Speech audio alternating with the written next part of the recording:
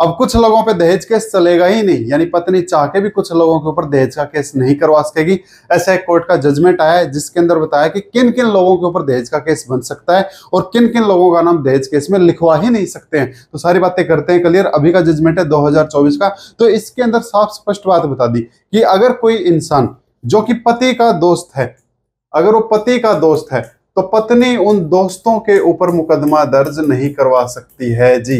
लेकिन अगर दोस्त लड़की हो तो चलो, लड़के तो जो दोस्त होते हैं उनके ऊपर तो चलो नहीं करवा सकती, लेकिन अगर जो दोस्त है वो लड़की हो यानी कि गर्लफ्रेंड हो तो गर्लफ्रेंड के ऊपर भी कोई मुकदमा नहीं बनने वाला है जी। लेकिन वो तो सौतन हो गई, उसकी वजह से तो घर में दरार आई है, उसकी वजह से घर में कलेश आया है, उसकी वजह से घर में मार पिटाई होती है, डोमेस्टिक वायलेंस होता है, तो क्या उस गर्लफ्रेंड को जिम्मेदार ठहराया जाएगा? तो उस गर्लफ्रेंड के ऊपर कोई भी मुकदमा नहीं चलेगा। ऐसा एक कोर्ट की जजमेंट कहती है कि पत्नी जो है वो पति के दोस्तों के ऊपर कोई मुकदमा दर्ज नहीं करवा सकती है।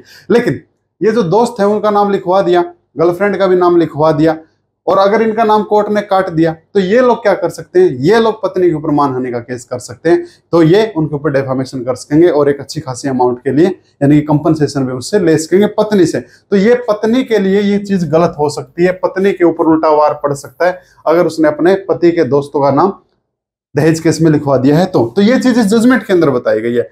लेकिन ये जो गर्लफ्रेंड है ये तो अब सौतन बन गई, अफेयर है, तो अब पत्नी इसका क्या कर सकती है? तो पत्नी सिर्फ अपने पति से तलाक ले सकती है, इस गर्लफ्रेंड का कुछ भी नहीं बिगाड़ सकती। और तलाक लेने के लिए भी इस गर्लफ्रेंड को अडल्ट्री में साबित करना पड़ेगा। अगर पत्नी ये कहती है ना कि ये मेरे पति की दोस्त है, दोस्त होना कोई गलत बात नहीं है कानून की नजरों में, दोस्त पत्नी भी बना सकती है, लड़के को भी लड़कियों को भी। दोस्त बनाना अलग चीज है और दोस्त के साथ अडल्ट्री में होना अलग चीज है। और अगर डिवोर्स चाहिए तो फिर उसके लिए अडल्ट्री भी साबित करनी पड़ेगी कि ये मेरे पति की दोस्त नहीं है, ये रखेल है, ये सौतन है। तो वो चीज लड़की को ही प्रूफ करनी पड़ेगी, यानी पत्नी को साबित करना पड़ेगा कि ये मेरे पति के साथ में अडल्ट्री में। और अडल्ट्री भी पुरानी नहीं मानी जाती है। कई बार ये होता है ना कि मेरे पति का इसके साथ में 10 साल पहले अफेयर था, 10 साल पहले अफेयर था, आज है या नहीं। जब ये केस चल रहा है तो कोर्ट ये देखती है कि जब ये केस चल रहा है, चाहे मामला मेंटेनेंस का भी क्यों ना हो, कई बार मेंटेनेंस के केस में भी लड़की कह देती है कि मेरे पति के तो ना अफेयर चल रहे हैं, तो कोर्ट यही देखती है कि ये जो अफेयर है ये अभी चल रहा है, ये पहले कभी का था। और यही बात कई बार पति भी कह देता है कि मेरे पत्नी के तो है ना अफेयर हैं, मेरे को इससे डिवोर्स चाहिए। तो फिर ये देखा जाता है कि ये अफेयर है कब का, कहीं कोई 10 साल पुराना अफेयर हो वो नहीं माना जाता है। तो इस जजमेंट के अंदर ये बताया कि अगर पत्नी ने अपने पति के दोस्तों का नाम दहेज केस में लिखवाया, 498 के अंदर लिखवाया, तो उनके ऊपर दहेज केस नहीं चलेगा, चाहे वो दोस्त लड़की हो या फिर लड़का हो। इसके अलावा अगर वो कोई अन्य रिश्तेदार नहीं है, अगर कोई अन्य इंसान है लेकिन वो दोस्त भी नहीं है और रिश्तेदार भी नहीं है, जैसे पति के कोई कामकाज वाले आ गए, कोई कलीग हो गया ऐसा, ठीक है, उसके ऑफिस में कोई काम करने वाले हो गए, तो उनके ऊपर भी दहेज केस नहीं बनने वाला है। तो दहेज केस के लिए कोर्ट ने साफ स्पष्ट कहा है कि दहेज केस के लिए जो जरूरी चीज है वो है पति का रिश्तेदार होना। और पति के रिश्तेदार का क्या मतलब माना है? तो रिश्तेदार का मतलब ये माना है कि जो उसके नजदीकी रिश्तेदार हैं, जैसे पति है, पति के माँ बाप हो गए, पति के भाई बहन हो गए, ठीक है, यहाँ तक कि पति के जो चाचा ताऊ है अगर वो वहां रहते हैं तो।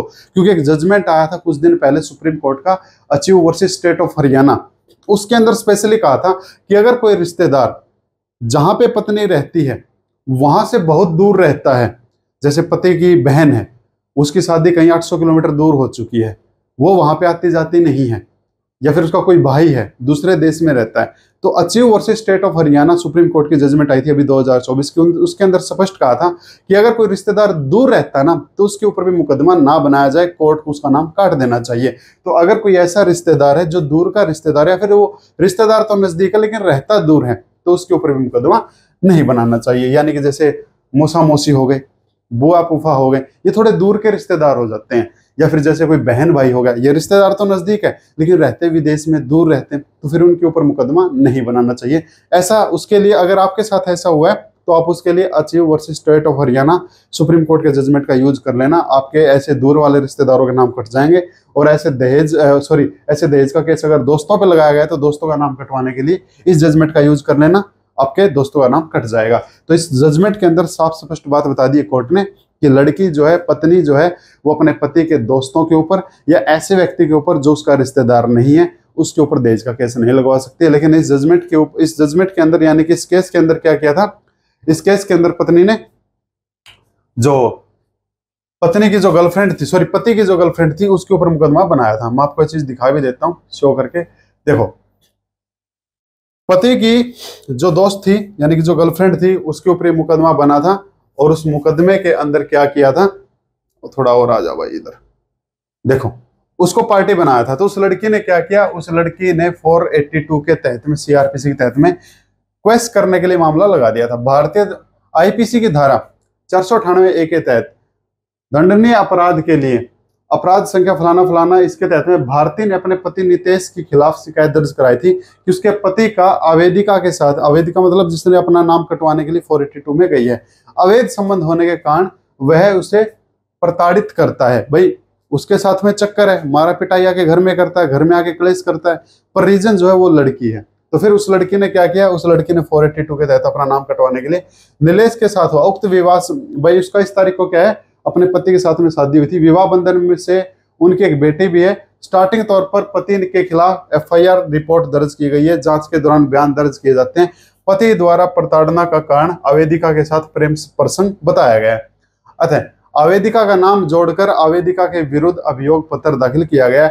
आवेदक के खिलाफ विद्वान वकील ने कहा कि आवेदक अनावेदक के पति का रिश्तेदार नहीं है, इसलिए उसके खिलाफ दहेज केस नहीं होगा। आवेदिका एक विवाहित महिला है, उसने एक मामले में झूठा फंसाया है, इसलिए उसके खिलाफ आरोप पत्र रद्द करने की प्रार्थना करता है। यानी कि जिसके साथ अफेयर बताया जा रहा है वो भी क्या है, वो भी एक शादीशुदा महिला है। उसका कहना, मैं तो खुद एक शादीशुदा महिला हूँ और मेरे खिलाफ जो मुकदमा बना है ना कि भाई मैं इसकी गर्लफ्रेंड हूँ या फिर मैंने दहेज के लिए इसको, वो सब झूठा है। तो उसके वकील ने इसको बताया। आगे देखो क्या हुआ। पहली नजर में देखा जाता है कि ऐसा प्रतीत होता है कि अवेदिका अनावेदक क्रमांक 2 के पति के रिश्तेदार न होते हुए उसके विरुद्ध धारा, ये दहेज का केस उसके खिलाफ में क्या कर दिया गया है, रजिस्टर कर दिया गया है, जो कि उसके रिश्तेदार नहीं है। अब आगे कोर्ट ने क्या कहा, कोर्ट ने कहा चूंकि आवेदक अनावेदक के पति का रिश्तेदार नहीं है, इसलिए आईपीसी की धारा 498 लागू नहीं होगी, यानी कि दहेज के लिए तंग करने वाली। चूंकि इस आवेदक के खिलाफ आरोप पत्र दायर किया गया जो रिश्तेदार नहीं है, और केवल इसीलिए आरोप लगाए गए हैं कि अनावेदक नंबर 2 के पति का इस आवेदक के साथ में विवाहतर संबंध है, यानी कि विवाह जैसा संबंध है। विवाह जैसे संबंध का मतलब अडल्ट्री में है, इसलिए उसके खिलाफ आरोप पत्र दायर किया गया। कानून के अनुसार अवैध है, देखो साफ स्पष्ट कह दिया कि कानून के अनुसार अवैध है, अतः इस आपराधिक आवेदन स्वीकार किया जाता है। यानी कि ये जो 482 की एप्लीकेशन है उसकी एक्सेप्ट की जाती है और मामले को रद्द कर दिया जाता है, क्योंकि ये मामला क्या है, मामला अवैध है कानून के अकॉर्डिंग। कानून के अकॉर्डिंग मामला अवैध क्यों है, आगे जान लेते हैं। आईपीसी धारा 498 के तहत दंडनीय अपराध के लिए इसके तहत में नियमित आपराधिक मामला संख्या ये है, न्यायिक मजिस्ट्रेट प्रथम श्रेय चंद्रपुर क्या करता है, रद्द किया जाता है जी। यानी कि 482 के तहत में गर्लफ्रेंड का नाम काट दिया जाता है क्योंकि वो उसके रिश्तेदार नहीं है। ठीक है, इसको फिर खारिज कर दिया जाता है। ये अभी का जजमेंट है 16/7/2024 का।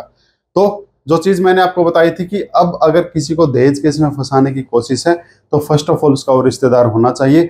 रिश्तेदार नहीं है तो उसके ऊपर दहेज केस नहीं बनेगा। और अगर आपके साथ ऐसा हुआ है या आप कोई ऐसी लड़की है जो चाहती है कि मैं भी उसकी गर्लफ्रेंड को, उसके दोस्तों को ऐसे फंसाऊं, तो ऐसी ऐसी जजमेंट आप फंसा तो देंगे लेकिन उसको निकाल लाएगी, तो उसका कोई फायदा नहीं होगा। या आपके दोस्तों को फंसाया गया या वो दोस्त हैं जिसका नाम ऐसे आ चुका है, तो आप ऐसे जजमेंट का यूज करके निकल सकते हैं। तो उम्मीद करूंगा ये जानकारी आपको अच्छी लगी होगी।